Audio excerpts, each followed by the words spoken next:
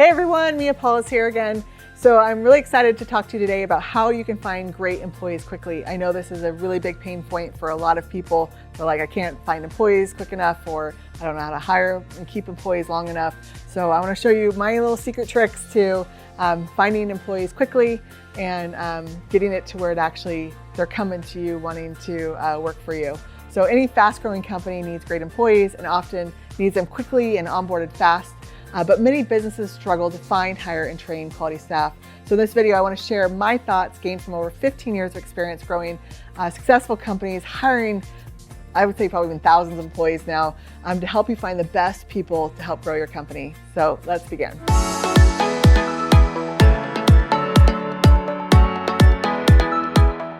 Okay, so I talk about the employee cycle, but I first want to equate it to the customer life cycle first, because a lot of us can understand the customer life cycle. We think a lot about that in business terms. We don't always equate it to being very similar with the employees that we work with. And so let me explain the customer life cycle first, because this will help you to understand how to really attract and keep and retain employees as well. And so the customer life cycle, I actually built a diagram around this where it actually takes them from attracting the customer to getting them to engage with you, to coming a lead, to them turning into a prospect where you now have a back and forth communication, to where now you have an opportunity to sell them on your service. And they're like, yes, I'm in. And then you're onboarding them as a client. And then from there, you're going to go and meet their basic needs, what I call customer satisfaction, because satisfying is meeting their basic needs. And then you move them into delight, where we need to actually do things above and beyond what they're expecting, right? So as customers, when you go and you're delighting them, we're not only meeting their basic needs of what success looks like for them, but we're going to actually even take it a step farther, surprise them with maybe something in the mail. Hey, we're going to give you've been a great client, we're going to go give you this Christmas gift or something for the birthday or the anniversary, like whatever it is. And they're like, wow, I really like this company. They really understand me. They understand how to give a good experience. So I feel emotionally connected now. I want to engage even more with this company. Like I'm going to go and talk in the communities more and help other businesses that are trying to get involved with the company and tell them about how great it is and why you want to work with them. And then they're becoming advocates, right? Now they're saying to their friends or other people they come in contact with, hey, you should go work for this company. They're really, really good. And then now the whole cycle has started over, right? Now you're back to attracting customers, but who's attracting them now? It's no longer just your responsibility as a business owner. Now the actual customers are referring business to you. So I want you to so that was the customer journey. Now let's do that same thing, but from the employee side, because this will help us to learn how to attract employees quickly as we understand the employee journey. Okay, so similarly, like we have to attract customers, we also have to market and create noise and attract employees. So, sometimes it's as simple as putting an ad on Indeed or putting something on LinkedIn, but regardless, sometimes that doesn't always work, and that's not enough, right? So we have to figure out how to market and say, hey, look at us, we're special. And because they might not believe us, but we could have case studies and testimonials of other employees that are saying, hey, look at this. You might not be screening the right employees. And so some people in this phase have created what's called a hiring funnel, where they've actually been able to take employees through a process where they no longer say, here's the job description of what you're going to do, but they're saying, hey, when you apply, you're going to be a part of this bigger vision. You're going to be a part of this culture. You're going to be a part of these values that we stand by. And so now you're able to attract employees that can align with your values, because they have to be able to align with their values. They have to be able to get behind your vision, and your purposes have to be able to complement one another. And so employees come to work for companies for different reasons, and that's fine. People, they don't have to drink the Kool-Aid as much as you do about the vision. No employee will ever be as crazy about the vision as you, and that is okay. You have to remember that. But regardless, you still want people to get excited about the vision. And so back to the diagram. So then you're going and you're doing all this stuff to help attract them better. And then you go through, right? And you're saying, okay, now they go and they fill out an application. And they now are a lead in the customer world, like they're a lead, they're employee lead. And then now like, hey, I want to go and interview this employee. It's great. So now they're a prospect. We can have a back and forth engagement and see if they're the right fit for each other, or if we're the right fit for each other. And then after the interview cycle, we're like, you know what? We want to give you an opportunity to work with us. And so you do an offer. And then interesting thing is we probably have 98% of our job offers accepted by us. And it's because we have a reputation of a good culture. And we rarely get denied job offers. It's really a crazy phenomenon once you get past this point.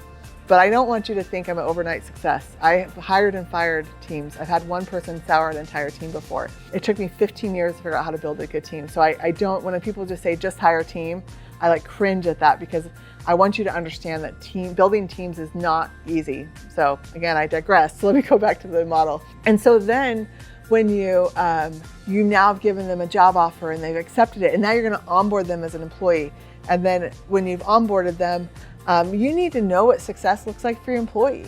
So it's important to ask certain questions for them in the onboarding phase to understand what that is. When you satisfy the basic needs of the employee, then you can do employee engagement recognition. We actually do a lot in our company of employee engagement recognition. We've done programs for locations that had 70 employees, about 10,000 employees.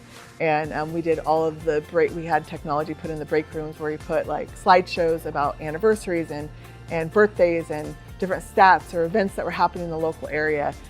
We did a lot around that. But what was interesting is you can't do a lot of delighting or in the employee world is engagement recognition if you're not meeting their basic needs.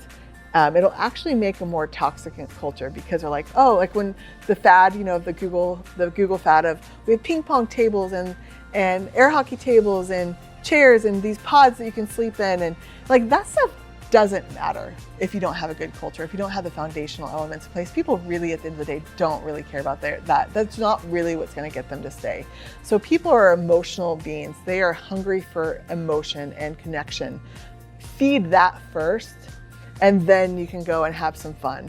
I love swag. We love to go and mail things out virtually. We do a lot of virtual mailings a lot of times before we have like a virtual event because we're so virtual that we love physical things to give to our employees in the mail.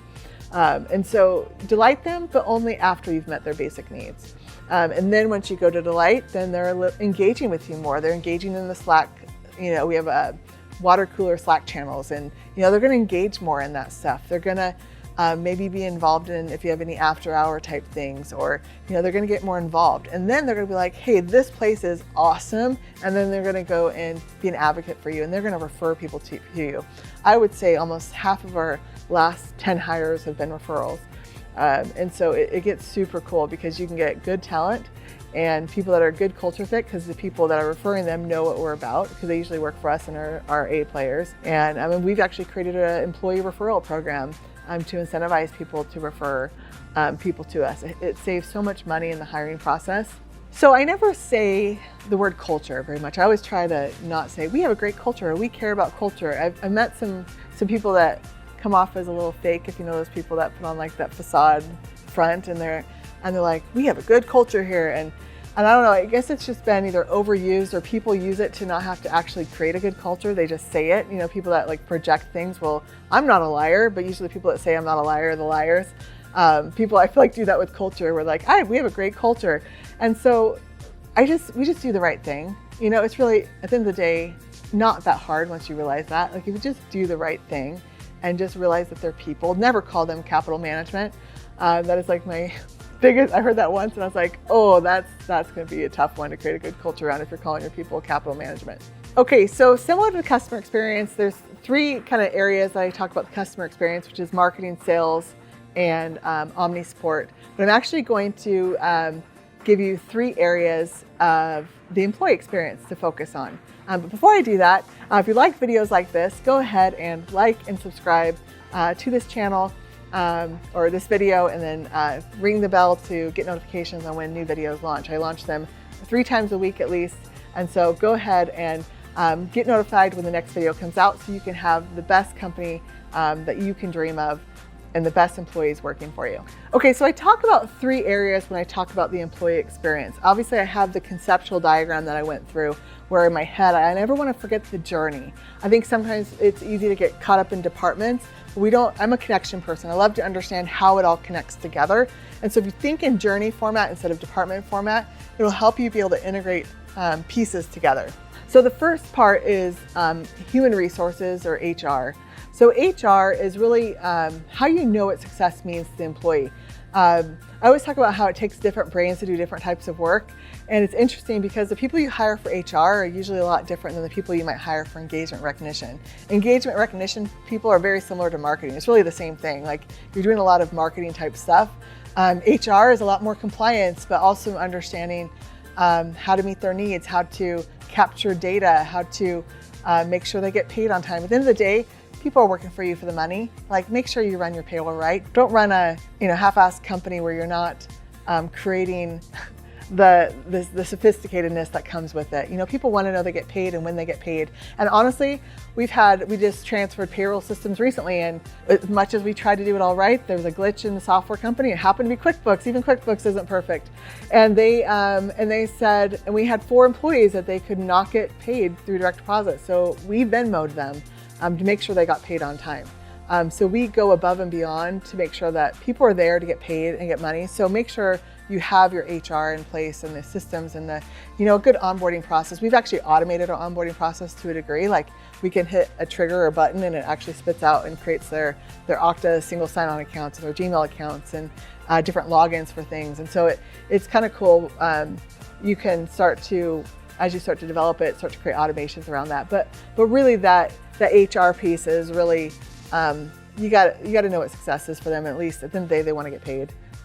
So make sure you're doing things legally and legitimately, and it's going to help make your company more sellable. It's going to keep you out of trouble.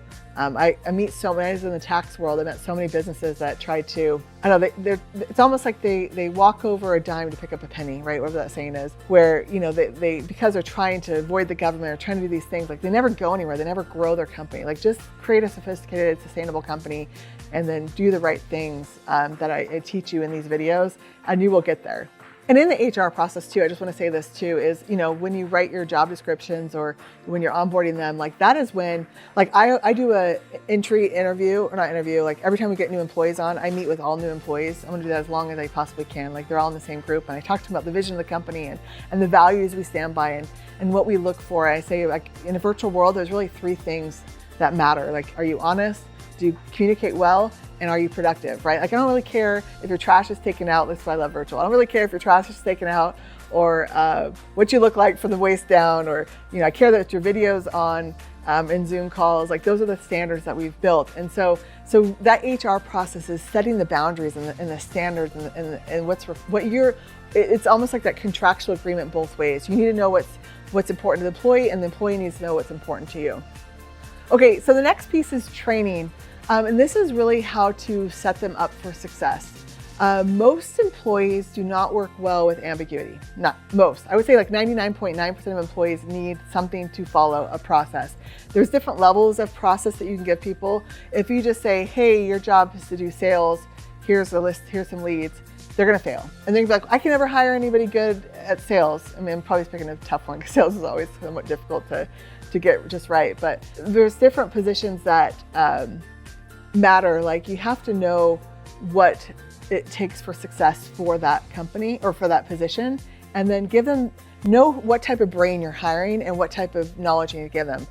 We hired a sales manager, and she loves working with ambiguity, which is really unique, right? And so I know she's actually going to thrive if I have less together, where she can actually create the program based on the gaps she's seen and doing it. So for that, I can have a little less of a training program and more of like, here, drink from the Kool-Aid of all the different things we're doing and experiencing, the gaps we have. So just know who you're hiring, what the position is, and what universe they live in. So we just talked about this yesterday in a meeting, because not everybody wants to hear your big grand vision for the company. They need to understand the vision and get behind it to a degree, but everybody's got their little universe ecosystem, and you need to be like, okay, in this universe that they're in, this is what's important for them to understand. I talk a lot about team formation and different types of teams, and there's different types of teams that only, like, certain positions where they just need to be worried about innovating the tasks within the project. So here's maybe the task before them and the task after them, and they can help optimize or innovate those tasks, right? But they're not worried about the big overarching project or the overarching vision or the overarching journey. They're just more worried about that. And then one more layer up, they might be more worried about optimizing the project and what goes into that. And then there's one more layer up above that where there's maybe what are the results too that we're trying to get from those projects, and really understanding the layers of the brain. And not everybody, this is why it works when you start to understand people, because you're like, well, you might think everybody wants to be like you or everybody wants to be in this position. You just have to figure out what their strengths are, they talk about the right person in the right seat at the right time. Like that's what you need to do. So it's a puzzle. There's no perfect manual for it. I can't go and say this is exactly what to do, these are the exact tactics, but just get to understand people and start to find the patterns, test them, get to understand what makes them tick, what makes them successful, and then you can start to build your company around that. And that is really what's going to set them up for success. Okay, so the third one of my Venn diagram, or of the three areas of the employee experience, is employee engagement and recognition. This is probably my most favorite. I love, because I love marketing. I've kind of drank from the Kool-Aid of marketing over the last 3 years, and even though my background's accounting, I love marketing, and I think of this as the same thing as kind of marketing is like you get to really, really fun and creative. Some people love the compliance side and making sure everything's buttoned up. I love to create and innovate and find fun ways to create an even more amazing culture. And so we've developed even a culture book to help support things. We innovated for this client that came to us. We were already doing a lot of different services for them, and they came and they're like, hey Mia, I'd built trust with them. So hey Mia, can you help me strategize an employee experience program for this company? And this is a massive company, they're a Fortune 500 client. And they came to us, and I'm like, yeah, I'll help you build it, And I literally I was planning to outsource it because we really had done a lot in the customer space, but not a lot in the employee space. And my background's accounting, so I know how to do payroll and HR type stuff, but I never had done a lot in the engagement space.